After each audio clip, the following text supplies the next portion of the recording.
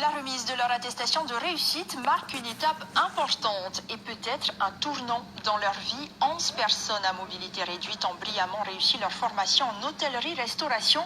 Plus de 110 heures de cours ont été nécessaires pour les former au métier. Une formation professionnelle rendue possible grâce à la fédération Tenyu Otehuma et au soutien financier de partenaires. Le but de cet apprentissage est d'intégrer plus tard l'hôtel Hilton de Fa'a.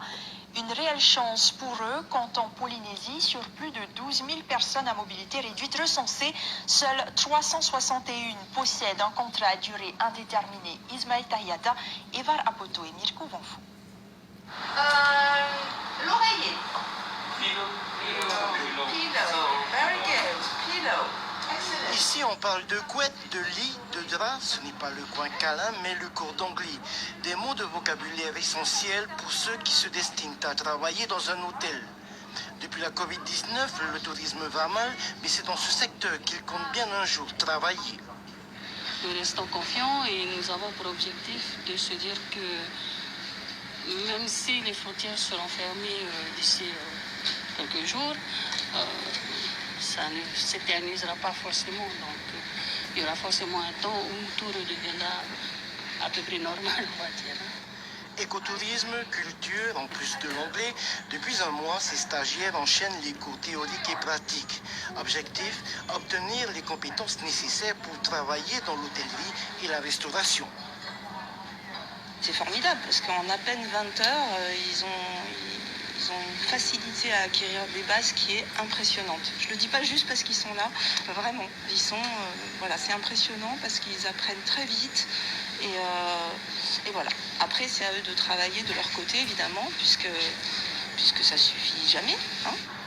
Certains d'entre eux ont déjà fait du terrain, mais avec cette formation, ils ont la possibilité de voir les autres corps de métier, les postes surtout qui sont adaptés à leur handicap. Comme exemple du commis de cuisine ou à la réception.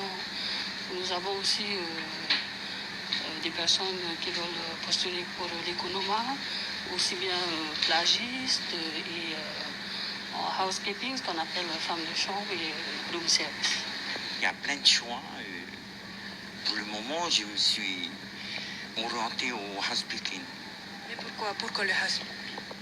Eh bien, parce que déjà, devant les clients, il y a certains clients qui sont plus ou moins bien aimables.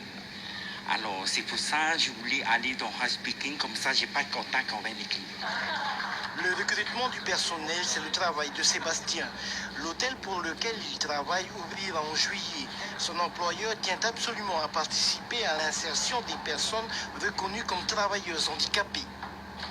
Suite à cette formation, ce n'est pas forcément la totalité des personnes qui sera recrutée au sein du Hilton, mais s'ils ne sont pas recrutés au sein du Hilton Tahiti, elles pourront l'être dans un autre établissement grâce à la formation qu'elles ont reçue aujourd'hui. Les lauréats ont beaucoup appris. Ils sont prêts à postuler. Ah oui, d'ailleurs, j'ai déjà demandé un rendez-vous. Oui, non, c'est vrai, je suis assez motivée et j'attends qu'un coup de fil. Qu'est-ce que cette formation t'a apporté? Tout d'abord, c'est le savoir-être. Ça, c'est la chose la plus importante pour chacun de nous. À ce jour, près de 3% seulement des personnes à mobilité réduite ont un contrat à durée indéterminée.